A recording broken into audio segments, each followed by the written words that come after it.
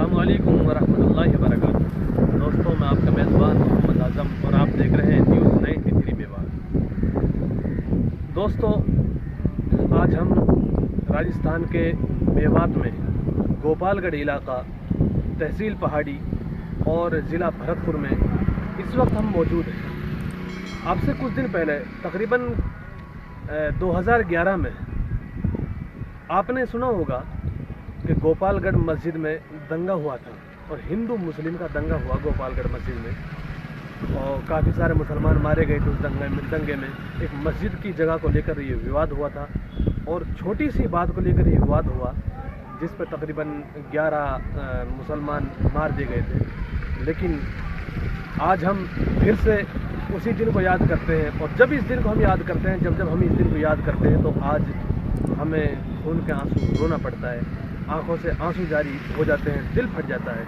आज हम फिर से 2011 में चलते हैं कि जब इस मस्जिद में गोपालगढ़ गांव में दंगा हुआ, तो आज हम फिर से इस मस्जिद में उस दंगे को लेकर आपको कुछ बातें बताएंगे और दिखाएंगे। आज भी यहाँ गोलियों के निशान बरकरार मौजूद है, तो चलिए हम आपको अंदर से दिखाते हैं।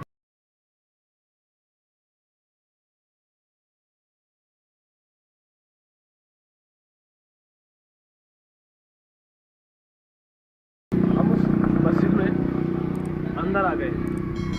ये वो मस्जिद है जो आप देख रहे हैं, ये मस्जिद है। इसमें 2011 में हिंदू मुस्लिम का दंगा हुआ था और दंगा कुछ हद तक गुजर गया था। यहाँ तक कि मिलिट्री ने आकर मुसलमानों पर फायरिंग की और फायरिंग से कुछ लोगों की मौत हुई, यानी तकरीबन 11 लोगों की मौत हुई थी 2011 में। जब हम उस तारीख को, उस दिन को याद करते हैं तो खून के आंसू रोना पड़ता है। आज क्योंकि जो आप ये मस्जिद की छत देख रहे हैं, इस मस्जिद की छत पर से मिलिट्री ने कुछ लोगों को मारा था और फिर नमाज पढ़ते हुए कुछ लोगों को मिलिट्री ने यहाँ मारा था। लेकिन एक छोटी सी बात को लेकर यहाँ विवाद हुआ। चलिए हम आपको और आगे दिखाएंगे। ये जो आप देख रहे हैं, यहाँ ये गोलियों के निशान है, ये गोलियों के निशान है, ये उधर गोलियों के निशान है। इसमें पूरी दीवार में चारों तरफ गोलियों के निशान आज भी बरकरार है और आज भी इस बात की गवाही देते हैं। और 2011 को इन गोलियों के निशान के ज़रिए से आज भी याद किया जाता है कि इस मस्जिद में 2011 में जो दंगा हुआ, आज भी वो निशानात इस अंदर इसमें तामीरी काम हो गया है, यानी रंग पेंटिंग काम इसमें हो गया है। वरना अब से कुछ दिन पहले जब हमने देखा, आज भी यहाँ गोलियों के निशान मौजूद है। ये गोलियों के निशान जो है, ये कलर के जरिए से, पेंट के जरिए से ये मिटा दिए गए थे। तकरीबन इसमें 42 निशान हमने अब से पहले देखे थे इस मस्जिद में। 42 निशान हमने इस मस्जिद में देखे थे गोलियों के, जो कि मुसलमानों पर फायरिंग की गई थी। 248 गोली लगी हुई है। 248 गोली इस मस्जिद में चलाई गई, और जबकि 248 गोलियों के निशान तो इस मस्जिद में बताए जा रहे हैं। 248 निशान इस मस्जिद में थे। हम तो ये सोचते थे कि इस मस्जिद में 40 या 42 निशान थे, लेकिन बताया जा रहा है कि 248 गोली इस मस्जिद में चली थी। और मस्जिद के अंदर घुसकर मिलिट्री ने मुसलमानों को मारा था और मुसलमानों को नमाज पढ़ते हुए मारा था। मस्जिद की छत पर कुछ लोग चढ़ गए थे, जिन्होंने जो यहाँ देखने के लिए आए कि भाई किस वजह से, किस बात पर दंगा हुआ है, वो इसको लेकर कुछ देखने के लिए वो मस्जिद की छत पर चढ़ गए थे। तो मिलिट्री वालों ने उनको वहाँ से फेंका था। कुछ को आग में जला दिया गया था और कुछ को गड्ढे में फेंक दिया गया था, कुछ को कुएं में डाल दिया गया था। यानी बताया जा रहा है कि 11 मुसलमानों को यहाँ मिलिट्री ने मारा था। उन जो फायरिंग हुई तो उनमें कितने मुसलमान मारे? 10 मारा। 10। कुछ तो बता रहे कि 150 मारे हैं।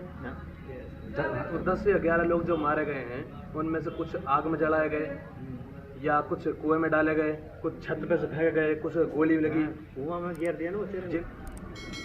इतनी पता 10 मरा है, ये कुआं में गिर पाया। कितने दिन बाद में पायो? दूसरे दिन पकड़ पाया। दूसरे दिन। हाँ। और जो आग में जला है, वो आग में यहाँ जैसे आग जोड़ा में यहाँ आग लगा रखी तो वहाँ पर फेंक दियो। अच्छा, गुजर नहीं। आइए आपको हम फिर से अंदर से मस्जिद का नज़ारा देखेंगे। इमाम साहब ने जब अपनी जान बचाई तो इमाम साहब नीचे को ढोके तो गोली मिंबर में लगी थी। तो ये चारों तरफ से ये आप देख रहे हैं जो ये गोलियों के निशान हैं। आज जब 2011 को याद किया जाता है और उस दिन को याद किया जाता है तो आज खून के आंसू रोना पड़ता है कि बहुत सी माँओं ने इस दंगे को लेकर अपने लालों को खो दिया था। मुसलमानों को नमाज पढ़ते हो, असर की नमाज का वक्त था। असर की नमाज कुछ मुसलमान पढ़ रहे थे, कुछ इधर उधर तमाशा देख रहे थे, कुछ बाहर खड़े थे, कुछ मस्जिद के सहन में थे। तो जब गन मशीन ने इधर उधर फायरिंग की और पुलिस वालों ने जब फायरिंग की तो यहाँ से जब भगदड़ मची तो भागते हुए लोगों को गोलियां मारी गई थी। और इसके अलावा जब यहाँ भी बस नहीं खाया तो कुछ लोग ऊपर छत पर चढ़े हुए थे और छत पर से कुछ लोगों को उन लोगों को नीचे फेंका गया था। कुछ इस तरह मर गए, किसी का हाथ टूट गया, किसी का पैर टूट गया। और कुछ इधर पीछे जो पानी है, तालाब है पीछे, जिस जगह को लेकर विवाद हुआ था उस जगह में पानी भरा हुआ है, उस जगह पर कूदे थे। और फिर कुछ को आग में डाल दिया गया। कुछ मस्जिद की जगह को लेकर झगड़ा हुआ था, लेकिन कुआं था जो, उस कुएं में भी कुछ लोगों को डाल दिया गया था। यानी जो मरे थे 10-11 लोग जो भी मरे थे, जो शहीद हुए थे, उनमें वो सिर्फ और सिर्फ मुसलमान थे।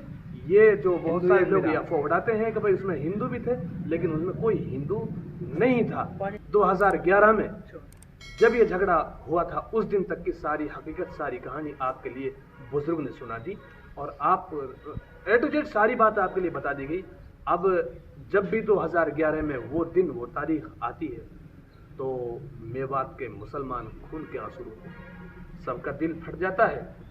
जब 2011 में उस दिन को याद किया जाता है, आंखों से आंसू जारी हो जाते हैं। बहुत बड़ी लेकिन उस वक्त में एक ये भी नारा था कि जो कांग्रेस सरकार कहती है कि कांग्रेस सरकार तो मुसलमानों की है, लेकिन उस वक्त में फिर कांग्रेस सरकार को 2011 में याद किया जाता है कि जब मुसलमान की सरकार थी तो मुसलमान के साथ ऐसा धोखा क्यों हुआ।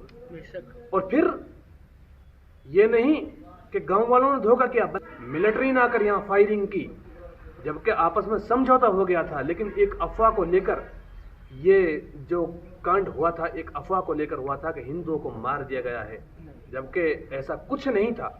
ऐसा कुछ नहीं था। मुसलमान लीडरान भी यहाँ मौजूद थे। उन्होंने जब खतरा देखा तो उन्होंने कह दिया कि भाई अपनी जान बचाओ और यहाँ से निकल जाओ। लेकिन फिर भी मिलिट्री ने आकर फायरिंग की और चारों तरफ फायरिंग की थी, दूर से भी।